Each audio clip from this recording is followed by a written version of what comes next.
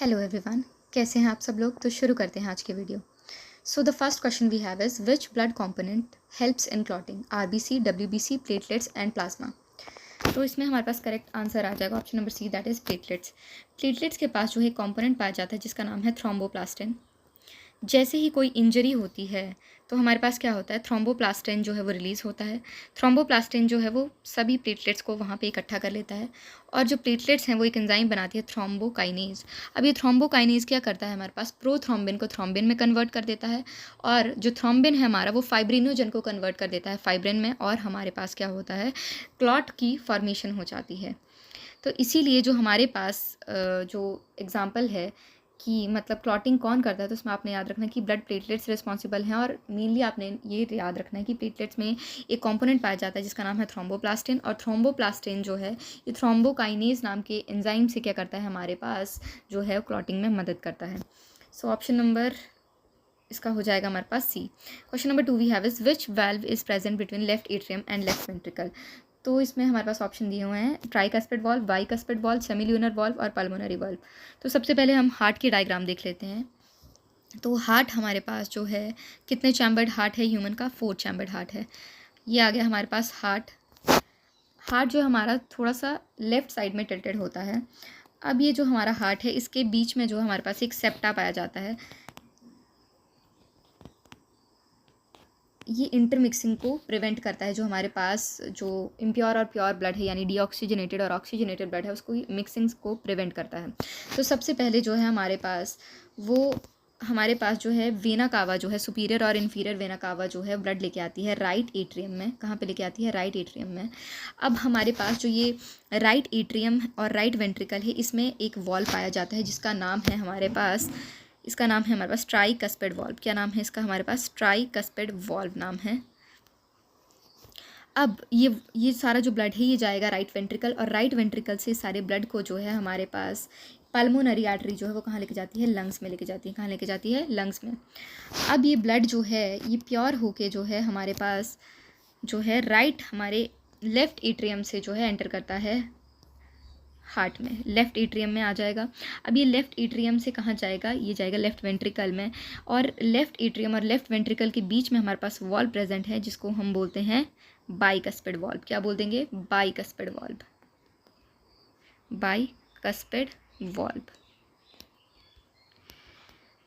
अब ये जो ब्लड जब हमारे पास पल्मोनरी आर्टरी से जो लंग्स में जाता है, तो इस आर्टरी में भी हमारे पास वॉल्व पाए जाते हैं जिनको बोलते हैं पल्मोनरी आर्टरी वॉल्व।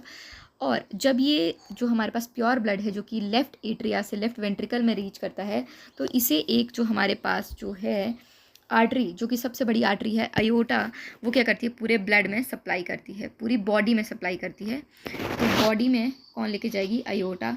और अयोटा में भी एक वॉल्व पाया जाता है जिसका नाम है अयोर्टिक वॉल्व। और ये अयोर्टिक और पल्मोनरी आर्टरी का जो वॉल्व है इन्हें हम सेमील्यूनर वॉल्व बोलते हैं।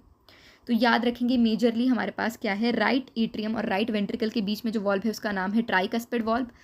लेफ्ट एट्रियम और लेफ्ट वेंट्रिकल के बीच में जो वॉल्व है उसका नाम है बाइकस्पिड वॉल्व। पल्मोनरी आर्टरी में जो वॉल्व है हमारे पास उसका नाम है पल्मोनरी आर्टरी वॉल्व।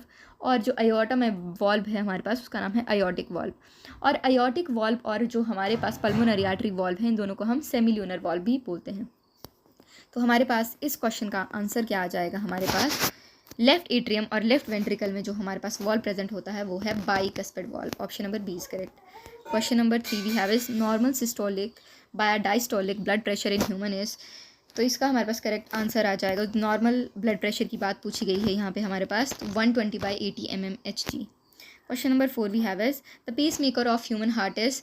तो हमारे पास पेस मेकर जो है वो है SA node.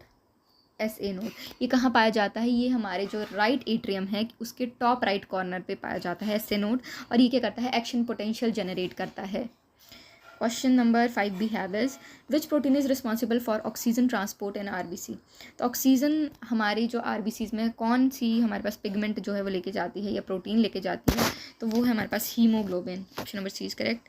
Question number 6 we have is the life span of human RBCs is about 60 days, 90 days, 100 days, 120 days। तो ह्यूमन RBCs का लाइफ स्पैन है 120 days। Option number D is correct. Question number 7 we have is which type of WBCs are first to arrive at the site of infection, eosinophils, basophils, neutrophils और lymphocyte। तो जो हमारे पास सबसे पहले site of infection पे जो reach करते हैं WBC वो है न्यूट्रोफिल्स, क्योंकि ये फैगोसिटिक नेचर होता है इनका। कैसा नेचर होता है? फैगोसिटिस, फैगोसाइटोसिस करते हैं, फैगोसिटिक नेचर है इनका, यानी ये इनगल्फ कर लेते हैं फॉरेन सेल्स को, इसीलिए सबसे पहले साइट ऑफ इन्फेक्शन पे रीच करते हैं। Question number 8 we have is which antigen is present in O blood group. तो O ब्लड ग्रुप में हमारे पास कोई भी एंटीजन नहीं पाया जाता है, तो इसका आंसर हमारे पास आ जाएगा डी का नन। अब बात कर लेते हैं हम बाकी ऑप्शंस की। तो ए हमारे पास अगर किसी पर्सन का ब्लड ग्रुप है तो उस पर ए एंटीजन पाया जाता है। अगर किसी पर्सन का बी ब्लड ग्रुप है हमारे पास तो उस पर कौन सा एंटीजन पाया जाएगा? उस पर जो है हमारे पास बी एंटीजन पाया जाएगा। अगर किसी पर्सन का जो एंटीजन है हमारे पास, अगर किसी का ब्लड ग्रुप जो है ए बी है तो उसके सेल्स के ऊपर हमारे पास कौन सा एंटीजन पाया जाएगा? Let's see. तो उसके ऊपर ए एंटीजन तो पाया ही जाएगा, लेकिन उसके साथ साथ उसके पास जो है बी एंटीजन भी पाया जाएगा। और ओ ब्लड ग्रुप वाले पर्सन के ब्लड सेल्स पे हमारे पास कोई भी एंटीजन नहीं पाया जाएगा। Question number 9 we have is blood clotting require which mineral. तो ब्लड क्लॉटिंग के लिए हमारे पास जो है कैल्शियम की ज़रूरत होती है। Option number C is correct. Question number 10 we have is which artery carries deoxygenated blood. तो डीऑक्सीजनेटेड ब्लड जो है हमारे पास वो लेके जाती है हमारे पास pulmonary artery.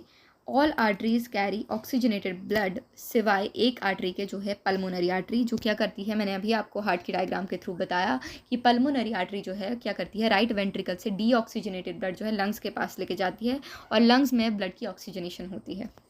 Question number 11 we have is coronary circulation supplies blood to.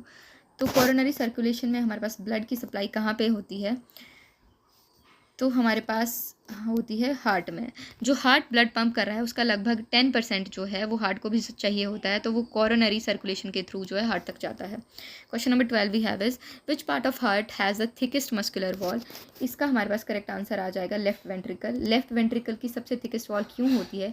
क्योंकि ये लेफ्ट वेंट्रिकल से जो है हार्ट पूरी बॉडी में ब्लड सप्लाई करता है, इसीलिए इसकी थिकेस्ट मस्कुलर वॉल होती है। Question number 13 we have is the phase of heart relaxation is called as. तो हार्ट रिलैक्सेशन की फेज को हम बोलते हैं diastole. Option number B is correct. Question number 14 we have is the lub sound of heart is produce due to closure of. तो lub sound जो है heart की वो आती है closure of atrioventricular valve से। अब आर्ट्रियो वेंट्रिकुलर वॉल्व कौन से हुए? जो आर्ट्रियम और वेंट्रिकल के बीच में प्रेजेंट है, यानी एट्रिया और वेंट्रिकल के बीच में प्रेजेंट है, जो कि हमारे पास थे ट्राइकस्पिड और बाइकस्पिड वॉल्व। जब इनकी क्लोजर होता है, जब ये बंद हो जाते हैं तो हमारे पास लब साउंड आती है। और जब सेमील्यूनर वॉल्व्स यानी हमारे पास पल्मोनरी आर्टरी वॉल्व और आयोटिक वॉल्व जो है क्लोज होता है, तब हमारे पास कौन सी साउंड आती है? उससे आती है हमारे पास डब साउंड। तो हमारे पास यहाँ पे कौन सा पूछा हुआ है? हमारे पास यहाँ पूछा हुआ है लब साउंड किसकी वजह से आती है, तो हमारा ऑप्शन हो जाता है atrioventricular valves. Question number 15 we have is lymph is similar to plasma but it lacks RBC। तो जो हमारा लिम्फ है उसमें RBCs नहीं पाए जाते हैं। लिम्फ में क्या होता है हमारे पास? ना ही RBCs हमारे पास होते हैं, ना ही हमारे पास प्लेटलेट्स होती हैं, और ना ही हमारे पास क्या होता है, एल्ब्यूमिन प्रोटीन होती है।